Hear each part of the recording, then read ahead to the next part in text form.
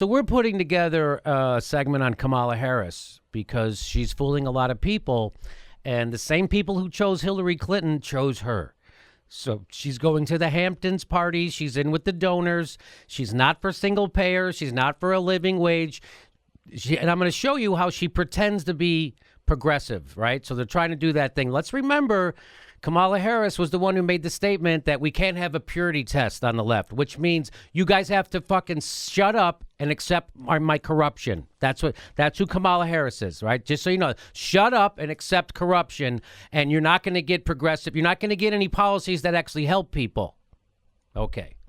So we're going to do a longer segment on that because she's got a real sullied past about being pro prison labor, locking up kids, getting them into the criminal justice system at an even younger age. This is at Kamala Harris, not being on board for decriminalizing marijuana, even though she gives lip service. So there's a lot of bad things about Kamala Harris that we're going to talk about. She didn't prosecute Steve Mnuchin was the biggest one.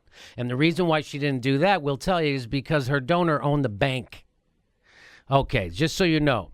We're going to talk about all that stuff in another segment, but as I'm putting together that segment, I keep bumping into her tweets, and they're driving me crazy. So this tweet drove me a little nuts. Kamala Harris, a rising Democratic star, faces a problem. The Bernie wing of the party is skeptical of her. I love how they call it the Bernie wing. Like they're some fringe group. The Bernie wing. You mean the base? That's the base of the Democratic goddamn party. Who do you think the base of the Democratic Party is? White-collared suburbanites? Who the fuck is the base of the Democrat? Maybe that's your problem with the Democratic Party. You don't know who the fuck your base is. So then, not only that, but they make it out like Bernie invented all these ideas. Yes. Everything on Bernie's platform, I supported long before Bernie amplified them. He's an FDR Democrat. That's what that's all he is. Bernie Sanders is an FDR Democrat. That's what the Democrats were supposed to be, but they're not anymore because in the 90s they got in bed with Wall Street, and you can't be in bed with Wall Street and represent workers. You can't do both. And so then this guy tweets this out. What a boner this guy is. The alt-left is no longer the Bernie wing. These people are uncompromising extremists with a cult of personality. Yes, being skeptical of Kamala Harris makes you an extremist. Calling anyone to the left of you a cult makes you a compromising rational centrist. Got it. That's right. Got it. Look how rational he is. Anybody to the left of him is an uncompromising extremist. The most popular politician in the country is an uncompromising extremist.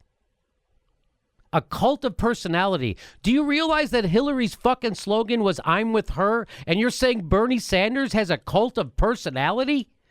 The only reason anyone would support Hillary Clinton is because of the cult of her personality. You're on board for fracking? More war? Bigger banks? What the fuck were you on board for? Her cult of personality. So, go ahead. Anybody want to say about this stuff? Well, first off, why are they forcing Kamala Harris down my throat in 2017? Right. Why did they pick her? You should be really suspect why they decided to encourage her to be. She is in the #1 spot right now to run for president in 2020. That's who they're giving us. Why are they giving me Kamala Harris? What did she do in California that helped you, that helped me, that helped children, that helped women? I can't find it. Send me the links. Send them to me because nobody has sent me anything that is viable, that I can really research. Send me the facts what Kamala Harris did for you. So just to recap, being wary of the status quo makes you an uncompromising extremist. After all, we know doing the same thing over and over again and expecting different results is the definition of sanity. So they're doing this is doubling down on this punch left. So if they just punched the progressives in the party, the Bernie Sanders supporters, hard enough and smeared them and shamed them and called them names and said they were children and petulant and violent chair throwers and pie in the sky who doesn't know how government works, if you just did enough smearing, that somehow they'll come around and vote for you. Well, it didn't work, and it's not fucking working again. That they're doubling down on this. And then they're going to blame this. So the people, they're going to blame them for Trump, again, it's your fault. Hillary Clinton, the only politician in the history of the world who wasn't expected to campaign for votes. She's just supposed to get your vote. She's the only politician in the history of the world not expected to campaign for votes. That's how you're supposed to get votes. And if you're not getting votes, you're supposed to find a way to appeal to those people. And you know how you don't appeal to them? You don't call half the country fucking deplorables. Bernie Sanders could get those people to vote for him. Hillary Clinton never will. And these are the geniuses who gave you Donald Trump, and now they're still sparing left, punching left, and pretending that they're the grown-ups in the room. No, you're the corrupted motherfuckers who just handed this goddamn country to a game show host. That's who you are. Here's another tweet that's driving me nuts. She tweeted this: Americans deserve to know what happened with Russia.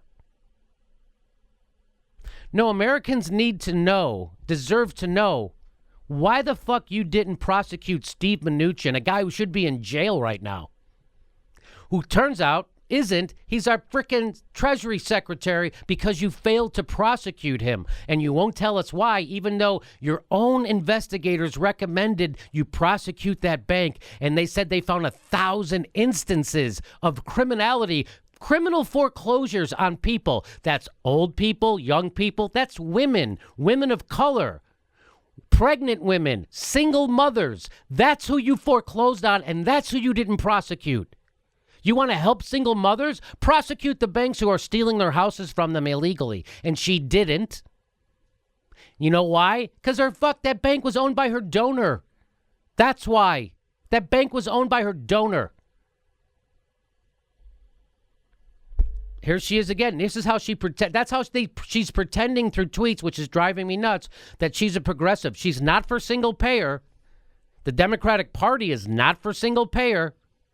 They're for the Republican health care plan. Literally, they are literally for a Republican health care plan, which is Romney Care, which is Obamacare. They literally pat themselves on the back for instituting, when they had complete control of government, the Democrats pat themselves on the back for instituting a right-wing health care plan that leaves out 30 million fucking people and has no cost controls, so everybody's premiums keep going up and up and up. And then she tweets out shit like this. What does this say?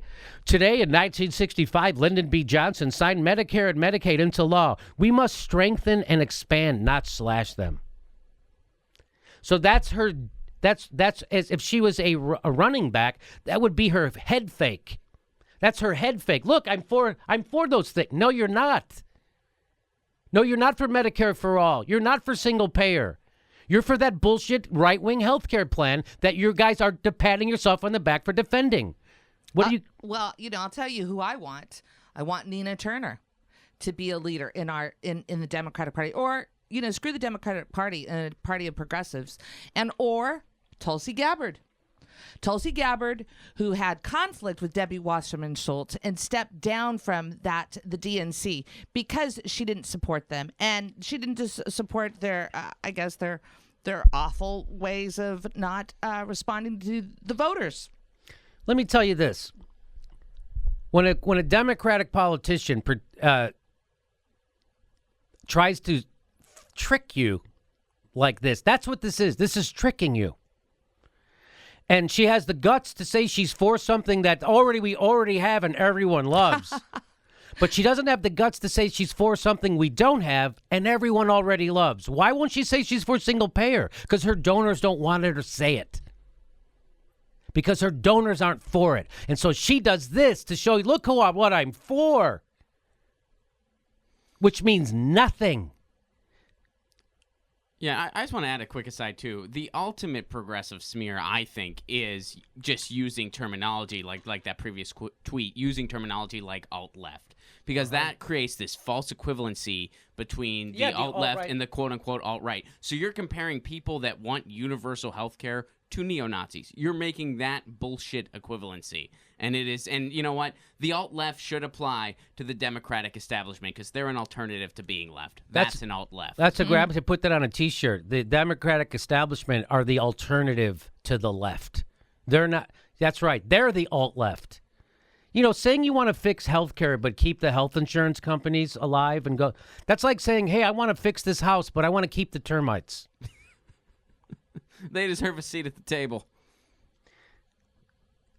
You know, saying you want to fix the healthcare problem but not use single payer to do it is like, that's like if I had a moldy peach in my hand and I said, yeah, I'm going to fix this peach instead of just getting a fucking new peach.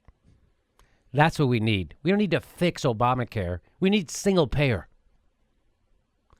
And that's what this is supposed to distract you from, that she's not for single payer and neither are the Democrats. So now our political system has gotten so bankrupt that the Democrats can literally fight for a right-wing healthcare corporate giveaway healthcare plan and act like it's progress.